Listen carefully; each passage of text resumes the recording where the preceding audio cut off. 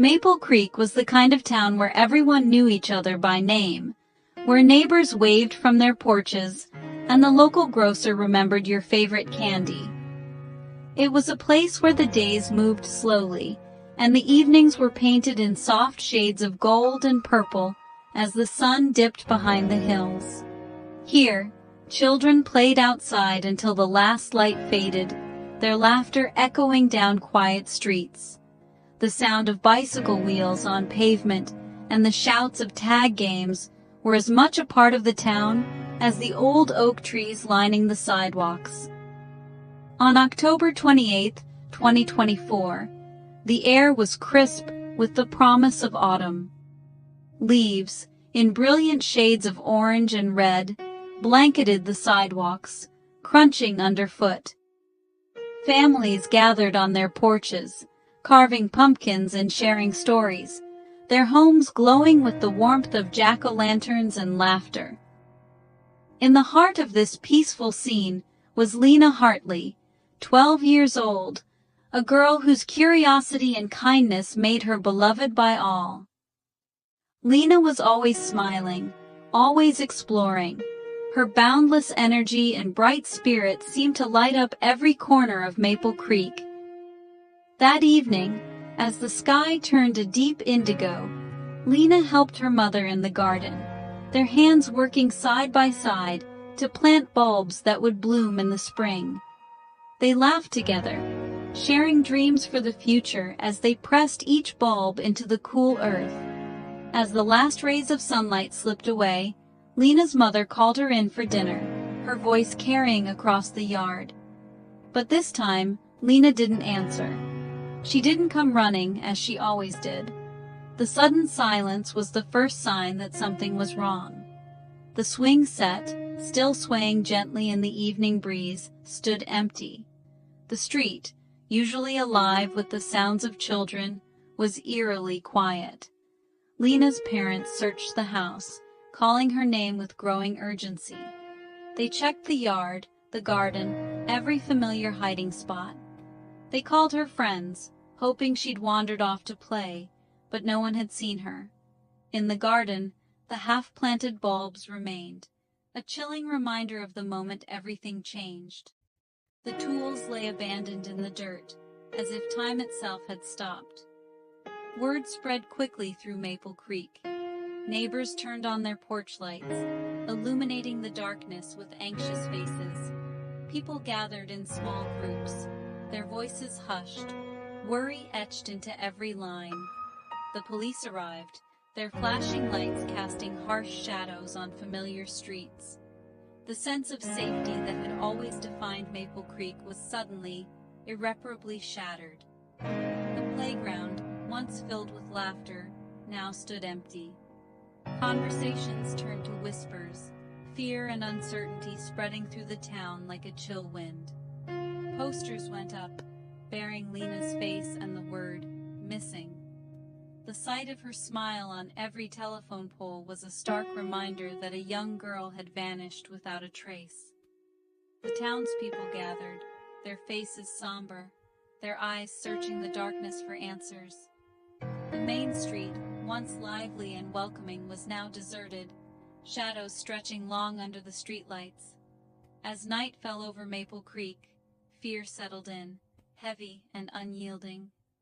The town that once felt so safe was now cloaked in uncertainty, every shadow a reminder of what had been lost. The disappearance of a child is every community's nightmare. Police responded quickly, searching the area with flashlights and urgency. The first clue, a red ribbon from Lena's hair, was found a block from her home. It was a small object, but it changed everything. The ribbon suggested Lena hadn't just wandered off. The investigation intensified, but clues were scarce. Police interviewed family, friends, and neighbors, piecing together Lena's last day. She'd gone to school, played in the yard, nothing unusual, no ransom note, no witnesses, no strange cars. The lack of evidence was maddening. Imagination filled the void with fear. Maple Creek's safe streets now felt full of hidden dangers. At dawn, Maple Creek came together. Hundreds gathered to search. Teachers, parents, teens, strangers. Volunteers formed search parties, combing woods, streams, and every street. They called Lena's name, hope echoing through the trees. Local businesses donated food and supplies. The town's life paused, united in purpose. Days passed with no sign of Lena. Hope gave way to exhaustion and despair. Still, the search continued, voices growing more desperate. How could a child vanish so completely? Fear shifted, from worry for Lena to suspicion of a hidden monster among them. The community's trust began to fracture. Vernon Blake, the Hartleys' next-door neighbor, was a fixture in Maple Creek. A retired librarian, he was gentle, friendly, and always helpful. He brought food to the Hartleys, joined search parties, and spoke to police. His story was simple. He'd been home reading, heard nothing. No one doubted him. He was just Mr. Blake. Police interviewed him multiple times. His answers never changed. He seemed genuinely heartbroken, standing on his porch, watching the search. The idea that a neighbor could be involved was unthinkable. Everyone looked for an outsider, not the quiet man next door. Vernon Blake faded into the background. The real danger was closer than anyone imagined. Sometimes the monster is the person you trust most. Detective Maya Collins led the case with relentless focus.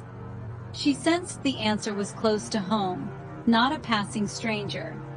Collins reviewed every detail, frustrated by the lack of evidence. Her instincts kept pulling her back to Lena's street.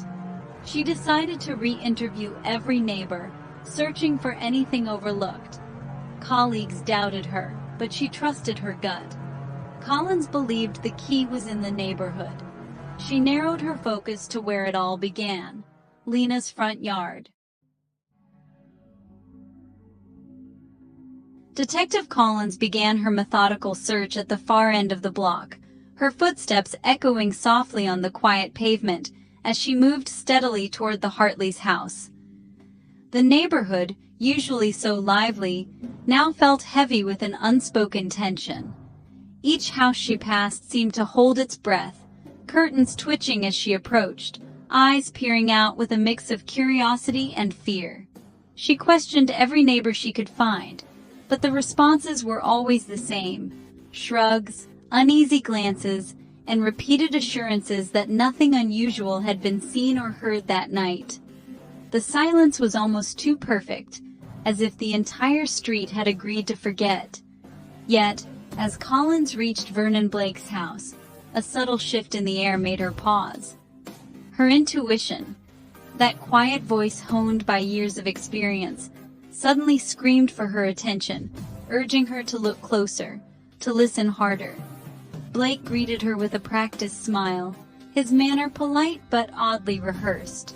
He invited her in, offered her a cup of tea, and recited his alibi with a precision that felt almost mechanical, as if he'd repeated it to himself many times before. As Collins sat across from him, her eyes drifted to the floor. There, she spotted a fresh smudge of reddish mud on his shoes, the same distinctive mud she'd seen in the Hartleys' garden earlier that morning. The detail was small, but it stood out like a beacon. Blake insisted he hadn't left his house all night, gesturing around the room as if the walls themselves could vouch for him. His denial was firm, but Collins sensed a defensive edge beneath his calm exterior.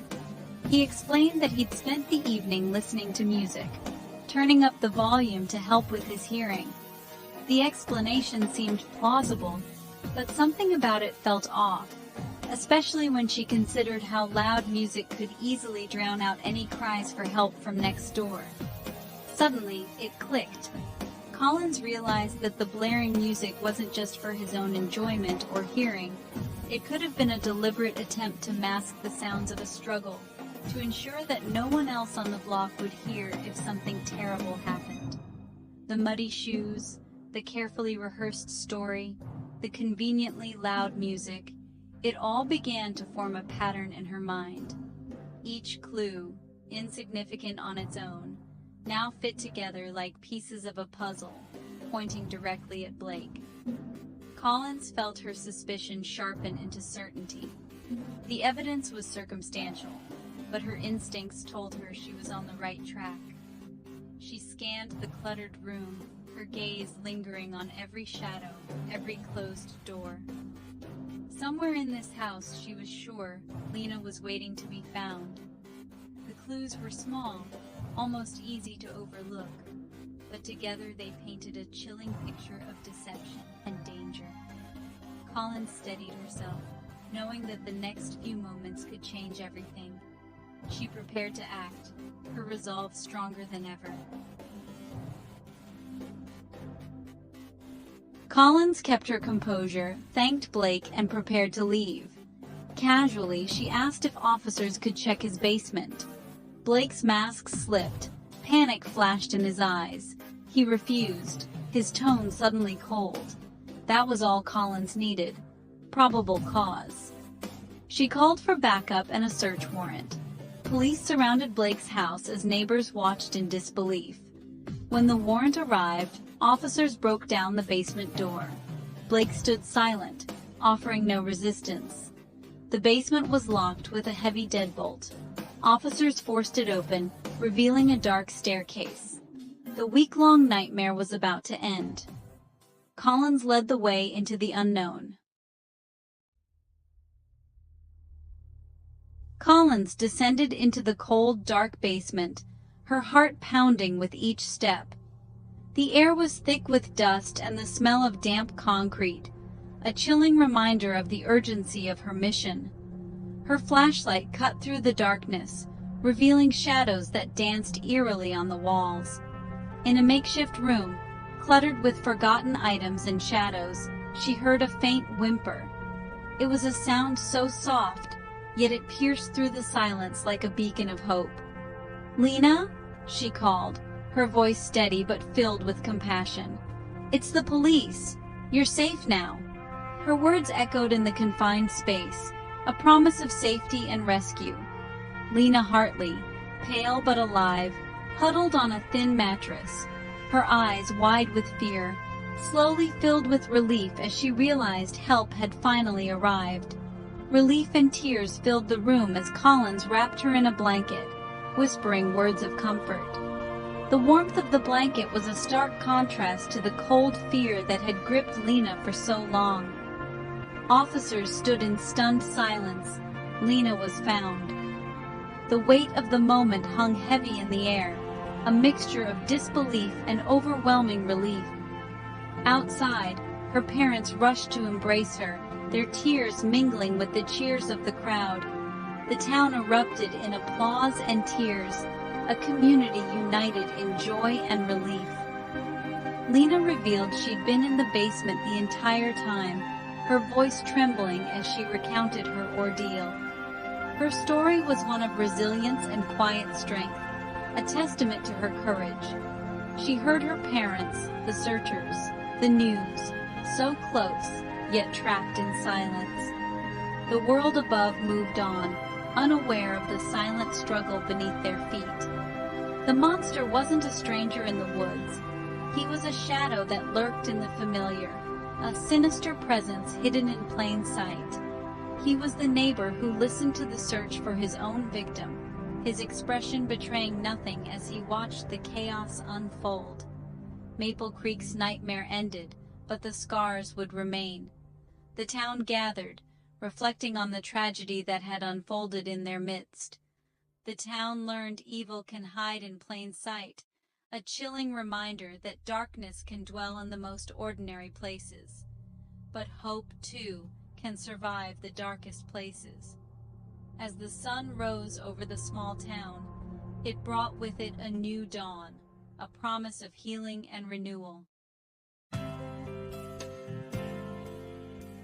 Vernon Blake's arrest shocked Maple Creek to its core. The betrayal was deep, but gratitude for Lena's return was stronger. The town rallied around the Hartleys, offering support and love. Maple Creek began to heal, scarred but united. Lena's story became a lesson in vigilance and hope. Detective Collins's intuition and the community spirit saved a life. Lena's laughter returned to the streets, a symbol of resilience. The town was changed, more cautious, more aware. They learned true safety comes from facing darkness together. Maple Creek lost its innocence but found its strength. And Lena Hartley, the girl next door, was finally home.